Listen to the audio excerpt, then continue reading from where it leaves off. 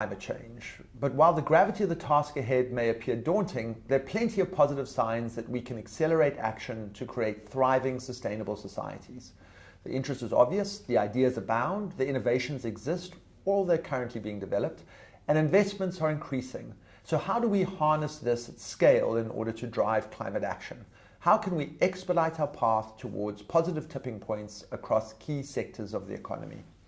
Welcome to Ahead of the Curve. I'm Paul van Zyl, co-founder of The Conduit, a diverse community of people passionate about creating positive impact. Throughout this series, produced in collaboration between The Conduit and SYSTEMIQ, we'll bring to your attention some of the people, policies, organizations, and innovations that are creating the positive tipping points we need for a net zero society. Our conversations with leading experts will reveal how climate action is already transforming economies, and they'll offer actionable insights into how we can move further faster to meet the objectives of the Paris Agreement. This episode is recorded at the Conduit studio at COP26, and this series is produced in collaboration with SYSTEMIQ, a B Corp dedicated to making economic systems regenerative and sustainable. We are, the average citizen, the most powerful trigger of tipping points. With the public fast acknowledging that climate change is a grave and imminent threat, is people's awareness of the threat of climate change matched by their actions as consumers? And can awareness and activism trigger rapid changes in government policy and to markets to the benefit of people and the planet? Jerome Foster II is an environmental activist, voting rights advocate, and emerging technology engineer. It's quite a combination. He sits on President Biden's White House Environmental Justice Advisory Council. He served as an intern for the civil rights campaigner John Lewis and served as a board member for the DC State Board of Education. He now serves as executive director of OneMillionOfUs, which educates and mobilizes young people to register and to turn out to vote. Thank you for joining us today, Jerome. Thank you. It's a pleasure to be here. So tell us about your journey. Everybody who does exceptional things in the world and turns out to be a mobilizer, an organizer, and an activist has a spark, a moment, or a series of experiences that place them on the path to do what they do, as opposed to a sort of more conventional, less engaged, less public life. So what's your journey? I think my journey starts with a sense of just connectedness with nature. Ever since I was a kid, I was always out in nature and just understanding how it functioned. And what drove me to climate activism and to activism in general was the fight for compassion, the fight for empathy. Me not being a victim of climate change in my local community, I still, as a person who's a part of the African diaspora, felt the pain of people all around the world and said, if I'm living in Washington, D.C., let's make sure this frustration that I'm feeling, this anxiety, is translated into policy action and translated into constructive activism. And that's kind of what led me to do whatever I could, whether that was through technology or through journalism or through organizing in the streets, to make our voice heard and to really fight for environmental justice.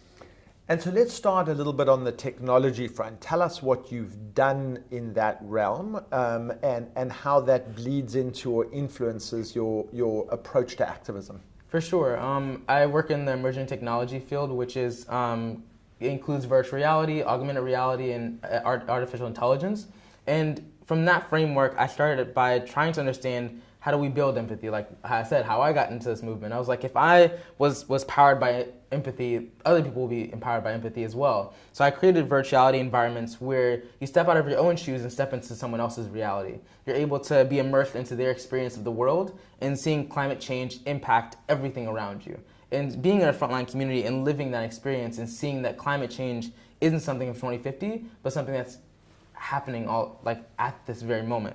And that was what I started in technology, was there, and I continue to build and tell more stories and tell more nuanced intersectional ideas of what climate change really is.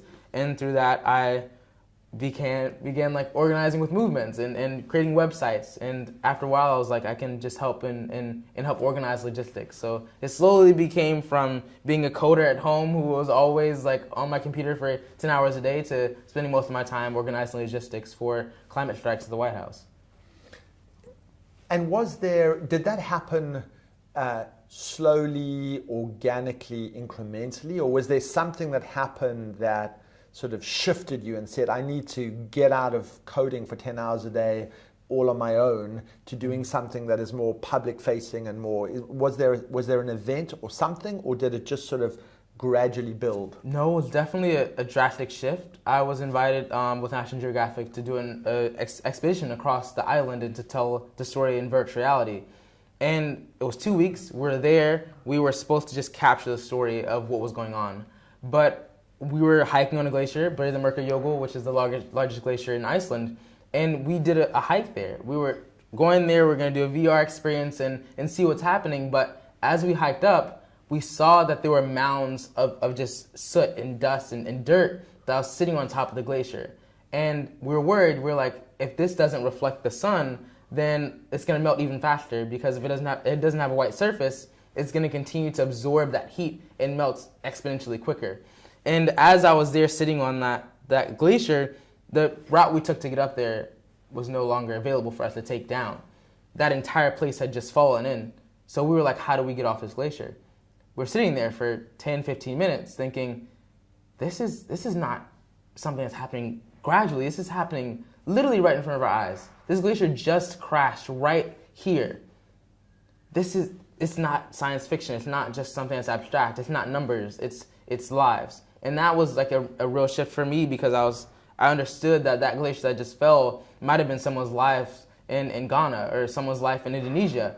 And that directly correlated to that. And that was a real wake-up call for me to not just tell stories virtually, but to be on the ground in community, making sure our voices are heard and our demands are met.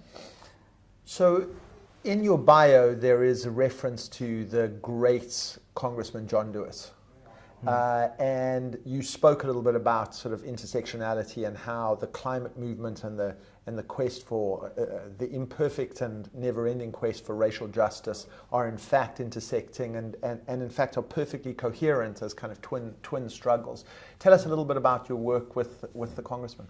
Absolutely. So a lot of people only know about my experience now as the White House advisor, but it's actually been a long journey in my community, just starting at DC State Board of Education, where I advocated for the inclusion of climate justice as a core subject across Washington, D.C. And unfortunately, I didn't pass, but I was like, I'm going to keep doing it. I'm going to keep persisting. So I applied to be an intern for Congressman John Lewis. And being a high schooler, that's like unheard of. Like, you're not supposed to be able to get a job there like at that young. But I was like, I'm going to do this. I don't care if it takes like a month for me to get this position. I want to make an impact. And luckily, on the first time I applied, they accepted. And ever since, I went on that first Friday, and I think it was February 1st, 2019. And I went into the office and I made my voice heard. We worked on climate economics. We worked on so many bills that I'd always wanted to work on and make a real impact. And that was kind of where I fell in love with like making policy language equitable and making it real and advocating for our demands to be actual policy implementations that impact change. And while I was there, that really changed my perspective on activism as well, because I understood, like, I had an intern on my right that was fighting for women's rights, and one on the left was fighting for criminal justice reform and fighting for so many movements. And we had intersectional conversations around the fact that we're fighting for the same justice, we're fighting for the same liberation, and we're fighting for the same just ability to be free in how we live and not have to be oppressed in every way that we operate in the world. And that came to the foundation of what we're fighting for, is climate justice. You can't have any other social justice without climate justice. And the same is true. We all meet each other at the same intersection, fighting for how do we think about economics? How do we think about society? How do we think about culture and biocultural diversity? Because right now, everyone in the world lives in a Eurocentric way of living. We can only envision a way where we live in a house, 2 kids, and that's the end all. But really, there's so much biocultural diversity, indigenous way of living, an African way of living that lives in tune with nature. Sure, our current way of living works perfectly for Europe. That's the only place that it's working. And that's why Europe is the only place that has so much economic prosperity. Because 1, they've taken from everyone else, and then 2, we're living your model, which doesn't work for us. And that's really what environmental justice is about, is decolonizing our way of living and going back to Mother Earth and going back to the way in which we live in tune with nature, but also advancing in technology. So I'm going to come to some of the detail of that in a moment, but I want to start for a moment about your kind of organizing infrastructure, like how you actually, what's your vision for building a movement and enabling people to organize and have their own voice. So, in that famous parlance, there's nothing about us without us. How are you going about actually doing that today with the organization you're currently headed and working for? Great, yeah. I organized 3 different organizations. One is called the Climate Reporter, which focuses on highlighting the movement and raising awareness of it in the media. I also run 1MillionOfUs, which directly translates our power in the streets to the polls. And the real vision over the next few years of the climate strike movement is transitioning our streets power of like going and making our voices heard from the outside, pushing elected officials to do something, for us also uniting as negotiators and uniting as policymakers and policy advisors to advise in tandem with each other and work in a unified way that addresses the same demands that the movement is pushing for as well. And that's 1MillionOfUs. That's a vision that I have, and also an organization I just now announced here at COP26. It's called Wake Up. Water accessibility, empowering communities, uniting people, is all about how do we make sure water access is equitable. And that goes for even in global north countries where all across the US, water isn't accessible. So that's my theory of change, is honing in on politics and voting power, then also honing in on access to water and access to clean land. So in terms of the kind of hard policy work, because I think that to me is one of the most interesting questions for what I've experienced at COP. There is this remarkable set of youth activists, you amongst them, who are emerging. There was a group of 9 exceptional women on stage convened by Emma Watson in the first week of COP, and they were the sort of youth climate avengers, and if they'd had an equivalent one for men, you would be on that stage as well. And the articulation of the rage and the anxiety and the forcefulness is clear. When you get into the room and maybe into office and into policy making, translating the power of the street and the force of organizing into now we want A, B, C, D, and E, and this is how we're going to do it, has always been the challenge for social justice movements. So tell us how you think that transition ought to happen, and what's your vision for that? My vision for the transition is how do we center around the next decade around meaningful investments and meaningful transportation infrastructure investments, and also a change in how we operate as an economy. Right now, our economy is only focused on growth and only focused on profit, but we have to bake in a system that focuses on development and focus on equitable growth and not just extractive growth. That's a real vision that I have. And for policy, we have to depoliticize and departisanize how we talk about climate and actually get to the root of tree equity and get to the root of actually how do we center nature in our conversations, and also conversations around public transport and not just continual investments in private EVs, but also in public high-speed rail investment, which could actually transform how we go around our countries. Because in the 1970s, 1940s, 1950s, America made investments in our highways, even in unprofitable areas like in rural places. Right now, that's what's needed in this next decade, is for the federal government and for countries around the world to make unprofitable investments in rural communities where people don't have the economic means to buy a car or afford transportation, to more economically prosperous regions. And that goes on behalf of governments. That's something that can be environmentally friendly. And things like that, that's my vision, is not just looking out for investments in what's already great, because oftentimes people figure out a way to insulate themselves from the climate crisis. It's vulnerable communities that need government support and need public investment that is most at risk. That's what government must focus on, and not just New York City and San Francisco and Washington, D.C. So I want to ask you a question about your theory of change and mobilizing power. You clearly don't want people just to go out in the streets, protest, raise their voices, go home. You want that to translate into the halls of power. You've lived that experience yourself, and you've just articulated in a very clear way how you want that to translate into policy. Yeah. United States is a strange place because you've just had the first president of color. Then you had a president who was a climate denialist, incredibly divisive, authoritarian bent, and arguably a terrible racist. And now you've had a president who is trying to put questions of climate at the center of a COVID recovery plan, is sensitive and attentive to questions of racial justice. And we have a social media world where we've never been more fragmented, more divided, more polarized. People don't speak the same language. The level of climate denialism in the United States is extraordinary. The division between red states and blue states and Republicans and Democrats has never seemed more greater. Is your theory of change that what you want to do is mobilize the disempowered, the non-voting, the disenfranchised, and win with 51, 52% of the poll every time by bringing them into politics? Or do you want to simultaneously try and reach out and convert people on the other side of the partisan design? And can you do both? I think that's a both and. I want to unpack that because I was like, I think 2 different questions. Yeah. Maybe 3. Maybe 4. But I'll tackle the last question first. Perfect. About how do we reach out to people. Yeah. I think that as progressives and as people that are fighting for real change, I see that reaching out to non-voters is also the same as reaching out to people on the other side, because they see if we're able to pass investment in their communities that actually helps their neighborhoods, then they'll see that, oh, wait, progressives are looking out for me too. This isn't a Democrat issue. This is a human issue. I think we don't have to always just argue with the other side. We can just bring them in through the example of our leadership. And that's like the most powerful form of a persuasion, is showing them what we can do. And I think tackling your next question around digital like fragmentation and how we operate online and how different that is to real life, I think that there's also a sense of non-genuineness, I guess, on online.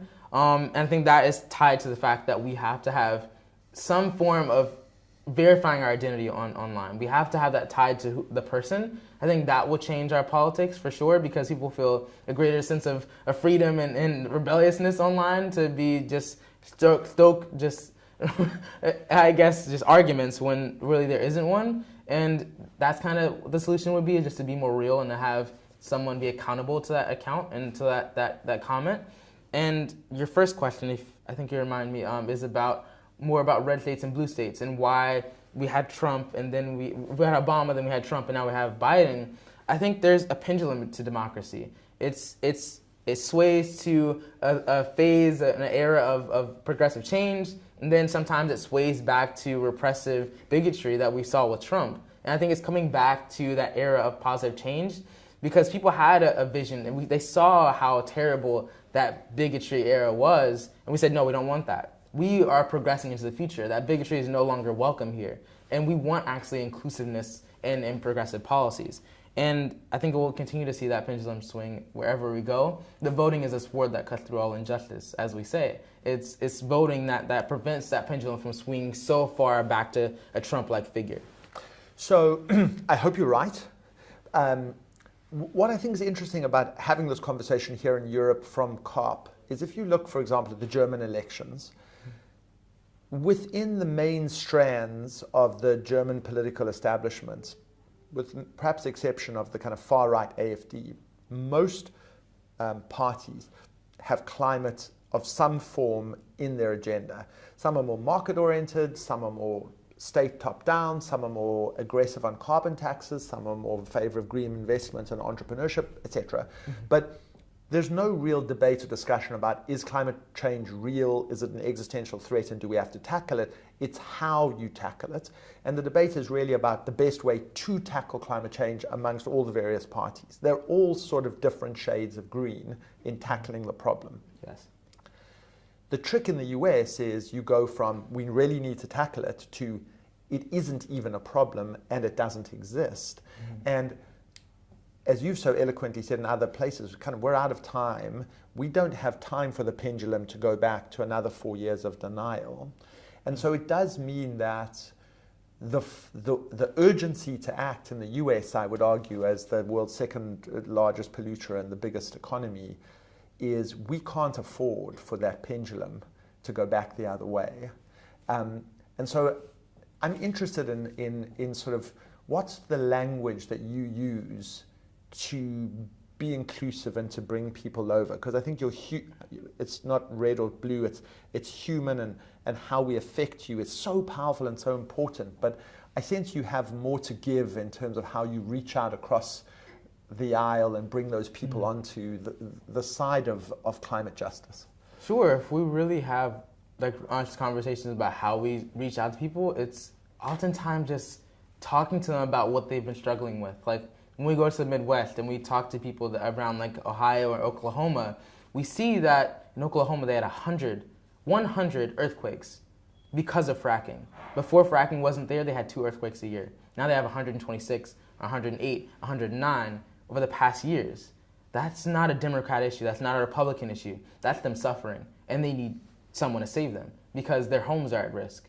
And when we go and talk to them about what change they need, we don't even talk about Republican or Democrat. Like, my organization is nonpartisan because we truly believe that's just figments of political division, that if there was no party, like Lincoln said, not to create parties in the United States, we have honest conversations about the fact that climate change is not fake. It's not a fictitious thing that we come up with. It's about the conversation shouldn't even be there anymore because no one honestly believes that. Even Republicans, when I talk to them in closed rooms, they understand the reality of it, but they're fearful that their voters will kick them out of office if they're honest.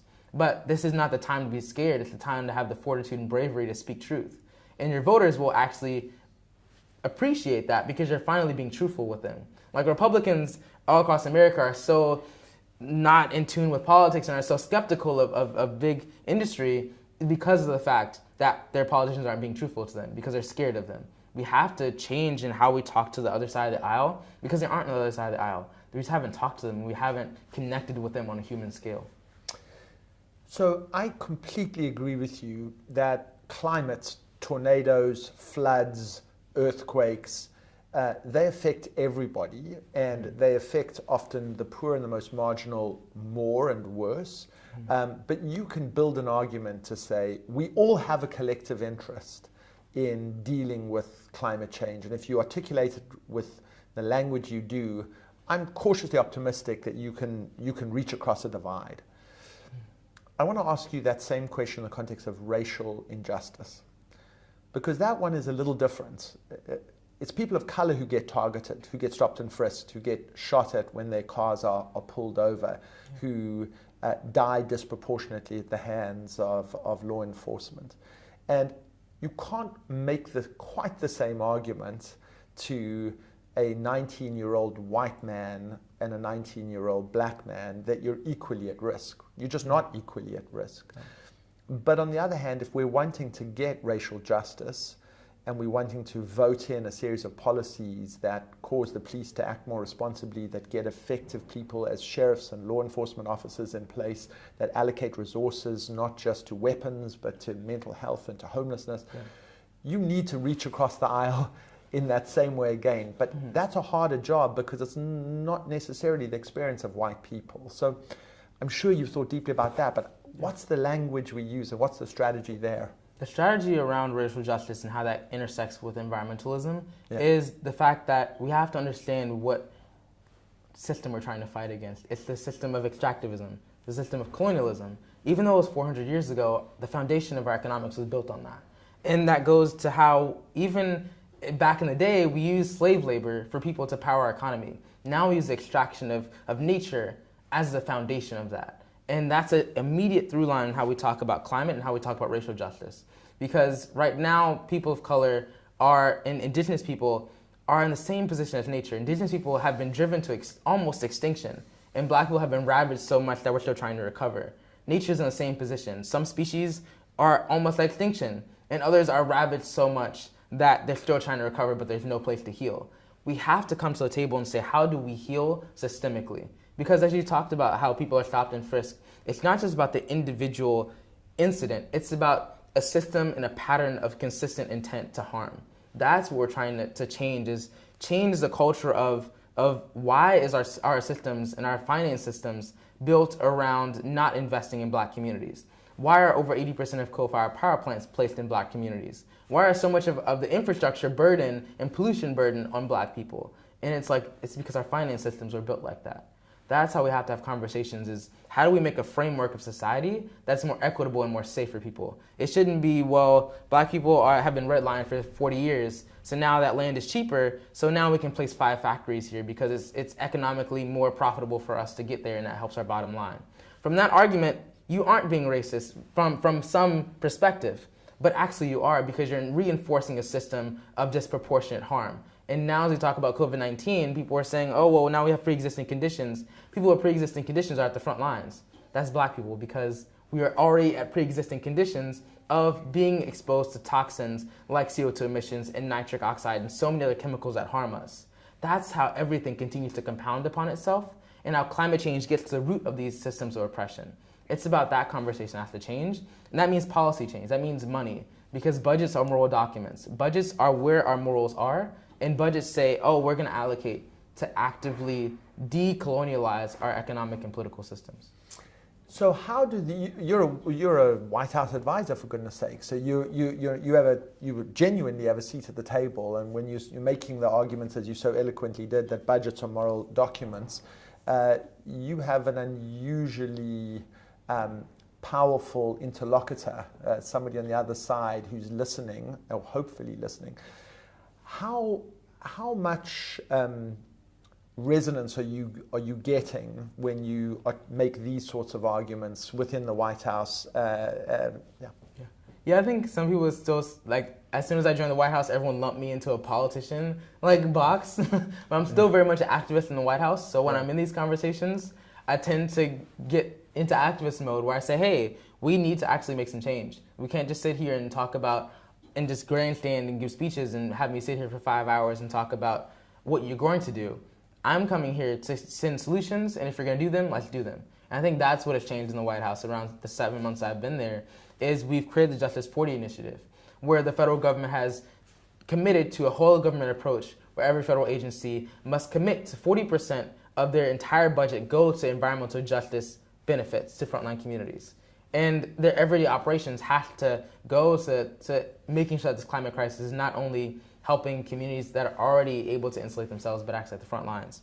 So that's one of the key areas that I'm making real change at the White House, is by advising there. The second is by making sure that we have a climate and economic justice screening tool, where when companies go across the nation and where people try to get insight on what's happening, people have a transparent system that they can go in and see where emissions are being emitted, where trees are being planted, and where pipelines are being built. Like, that's the transparency toolkit that we need to build, and that has what we proposed to President Biden, is on making a transparent and equitable and actually easy way for people to see what climate change and climate justice actually means. Because we can talk about our progress, but people can't see it because it's oftentimes too abstract for people to relate to it. So that's kind of my work in the White House, but there's 4 years more to go. I'm excited to see what these next 6 months look like, because our recommendations are supposed to go into implementation phases then. So part of what we're trying to do in this episode is talk about positive tipping points. Mm-hmm. And this series has looked at a whole series of tipping points that are moving us towards rapid, accelerated change in the direction of net zero, in the direction of economic justice, in the direction of climate justice. And we've spoken up to now in kind of technical terms: regenerative agriculture, the electrification of transport grids, smart grids, battery technologies, renewables. And what I'm interested in is what you're doing as a positive tipping point. And so my hypothesis is that you embody a movement that is spreading across the world of young people, engaged, mobilized, seats at the table, asserting voice and agency, political power, increased sophistication in how you engage with that. And that is going to be a necessary condition, because policy relies on politics, and politics relies on you guys mobilizing and winning. And so you are, in fact, one of those positive tipping points. So I wonder, A, do you think of yourself in those terms? And if you do, what's your vision for making sure that there's not just one of you, but there's tens of thousands of you who are organizing tens of millions of people to be a coherent political force? Yeah, for us to be, as you said, a coherent political force that articulates real change, we have to have continual presence at the ballot box and have continual presence whenever a politician makes speeches, because if we aren't an active and engaged, as President Obama says, citizenry, then we'll be left behind. We'll be not included in these policy decisions. In order for us to be, as you said, the tens of thousands of people that are in office, we have to actually make sure that this one person that I am right now that's in office translates into real change. Like, if we are here in the next 4 years, make a positive impact, then they'll see, oh, young people are valuable. We need more of them here. And right now, actually, I'm working on that same idea, and is creating a youth advisory council at the White House, and creating an office of young Americans at the White House, and also at the UN scale, to have a body of young people that politicians can look to and say, what is your moral approach to this? What is your expertise on this? And we have an active conversation and dialogue about what intergenerational action looks like. Because oftentimes they invite us to speak here at COP26 in the plenary, but it's to an empty room. It's to an unengaged room. It's to them saying, we're giving you a space to speak to the public, but we've already galvanized the public. The public is listening. It's time for them to listen and for them to actively implement our voices at policy. And that only comes from us just continuing to organize and continue to be in the streets while also being everywhere else. I mean, I think that there is a very strong moral argument to say that if you're under 30, you should have 2 votes, and everybody over 30 should only have 1 vote. Because this is the first time in history that if you're under 30, your time horizon is really at risk. Now, we're never going to get that through in any democratic system, we know, but there is a way of getting that through as a proxy, which is to have people under 30 vote at twice the rate and show up at twice the rate than other people do. And in some ways, that gets you your 2 votes. And I think you organizing like that, and in that way with both the intelligence and with the passion that you do, gives me great hope. And I'm so incredibly grateful that you've joined us today, and there will be tens of thousands of people who will watch this. Just do a shout out for your work, your organization, so people can look it up, and there are other young people who are wanting to do similar works in their own communities. They can kind of look at that and see you as something to emulate or a role model. So Absolutely. This is your shout out time. So there's 3 ways for people to get involved. If you're a journalist or wanting to raise awareness of what's happening in your community around climate or social justice, you can reach out to the Climate Reporter and be a writer.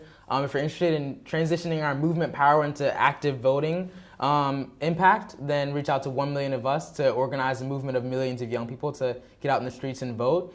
And if you're interested in focusing on water accountability and access in communities, reach out to Wake Up. And any other way, just reach out to other orgs around you and start a climate strike wherever you are. Ladies and gentlemen, you've just listened to the voice of the future. Thank you for listening to this episode of Ahead of the Curve, produced in partnership with SYSTEMIQ, who are addressing the world's biggest challenges with new solutions for the benefit of business, society, and the planet. To find out more about SYSTEMIQ, visit systemic.earth. You can also connect with the Conduit and our community of change makers by visiting theconduit.com. This podcast series is available on the Conduit's website and on all major podcast platforms on the Conduit Conversations channel.